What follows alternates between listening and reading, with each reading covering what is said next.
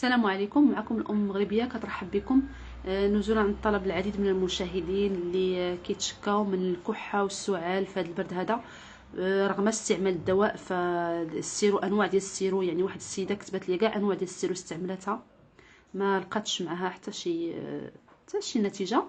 اذا كاين واحد الطريقه اللي تقليديه ومن القديم كيستعملوها وفعاله يعني بالتجربه عن تجربه. اذا الاساس ديالها وهي القرنفل. اذا انا غنعطيكم الوصفه للكبار والوصفه للصغار. انا غنبدا بالوصفه ديال الكبار.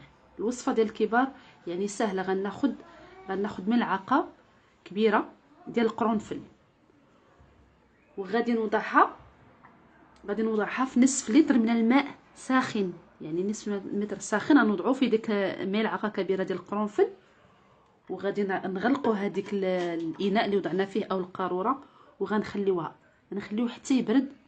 ومن الاحسن الطريقه التقليديه هو انهم كيستعملوها في الليل وكيخلوها تبات ليله كامله، وفي الغد كيشربوا هذاك الماء على طول النهار. فهو فعال يعني يعني الا جربتوها غادي تشوفوا النتيجه من اول يوم ان شاء الله.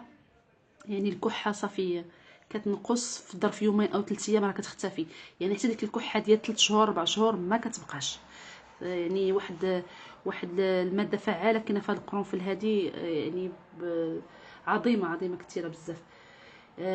عندي هنا الوصفات ديال الاطفال. فغادي ناخذ زيت الزيتون، غنوضعوا فيه 5 ديال الحبات ديال القرنفل. اذا ناخذ 5 ديال الحبات على هذا الشكل، وكنوضعوهم في الزيت، يعني زيت الزيتون على هذا الشكل هكذا.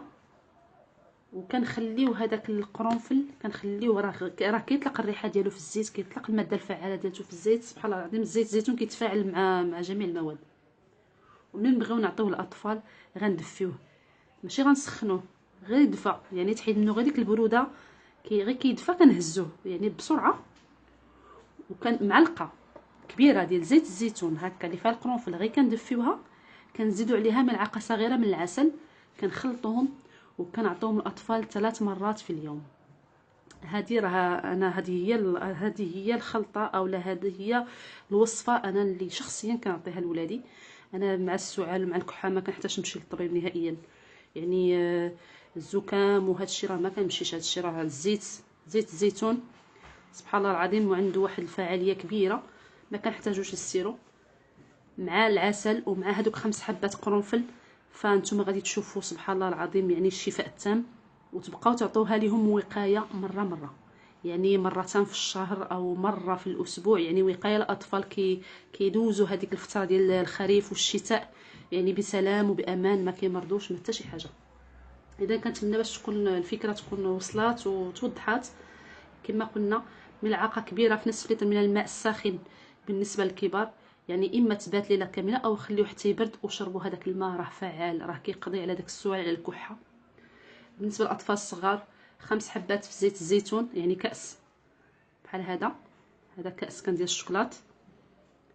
وكنزيدوا عليه ملي كنبغيو نعطيوه لهم ندفيو واحد الملعقه كبيره، نزيدوا عليها ملعقه صغيره ديال العسل ونعطوها لهم. راه كتجي لذيذه، راه كتجيهم لذيذه الاطفال. هذه الطريقه كتجيهم لذيذه وكتيبغيو يشربوها، وان شاء الله يكون عليها يعني الشفاء. وكنتمنى الشفاء للجميع، لان الامهات كثار والمشاهدين كثار كتبوا لي.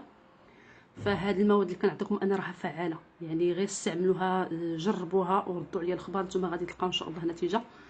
ما تنساوش يعني يعني تدعموني وتشتركوا في القناه. والى اللقاء.